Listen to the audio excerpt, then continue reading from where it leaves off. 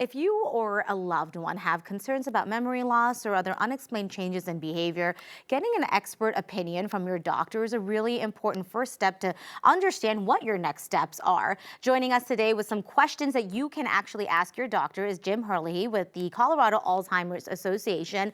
Jim, it's really great because you've broken this down into 6 questions that people can ask. Why don't we just start with, I want to make sure we get to all of those. So what's the first thing that you say you should be asking your doctor?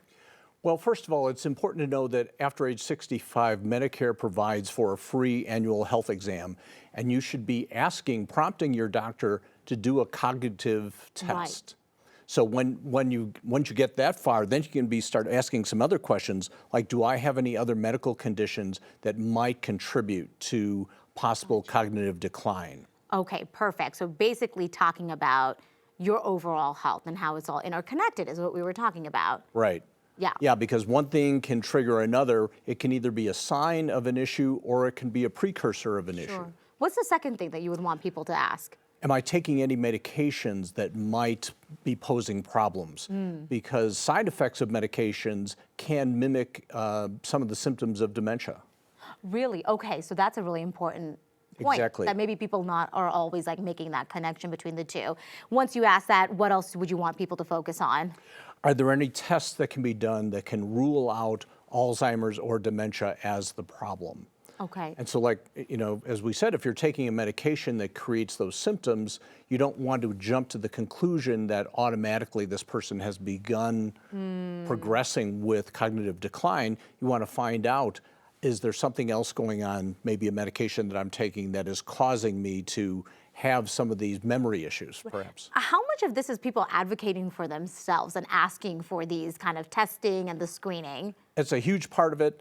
But if you're going in, say if your mom or your dad are going in for this test, it's good for you or maybe their spouse or partner to go in with them, because people who are living with some of these issues with memory decline can be very good at hiding that. Right.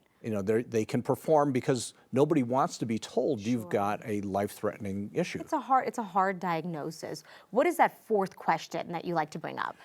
Family history.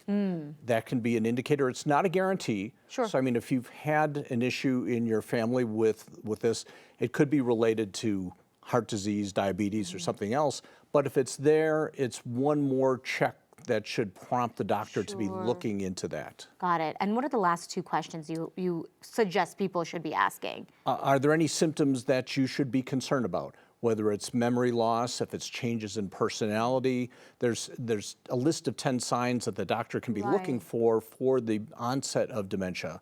And so those should be something that he would be checking against with your questions. And the other is, if there are any issues, can they provide a referral? Because we've done surveys of physicians, and by and large, if they can make a diagnosis at all, they're not comfortable with what the next steps are. I see. Okay. And a referral would make it a lot easier to get in to see a specialist, essentially. Correct. Yeah. Okay. It's nice to break it down because I can imagine it's a very overwhelming thing to feel like I need to ask these questions. I don't know where to start, or I'm too scared to start asking these questions. Well, and you might only see your doctor once a year. Sure. And you see them for 10 minutes and they ask you a few questions. How are you? I'm fine. Everything's fine. And then they say, okay, you can go. But then if a family member is there who says, ask my mom, who's the president? Ask them where they went on vacation. Something to prompt them to say, you know what, everything's not as fine as it seems. Right. So That's a really important thing, to have that advocacy around that person too, and not just leave it on one person to go get help. Right. Because ultimately, if the person does have some of those issues, the burden then falls on the caregivers, on the family members. So they need to know that they're in a position to provide the kind of care that their loved one has. And hopefully the physician will refer them perhaps to the Alzheimer's Association, where we have these kind of resources and we can direct them to people in the community. After you get a diagnosis, what now? And that's the big next step. Well, I really appreciate you coming by to break this down. It's very helpful. Thanks so much. My pleasure. We'll be right back.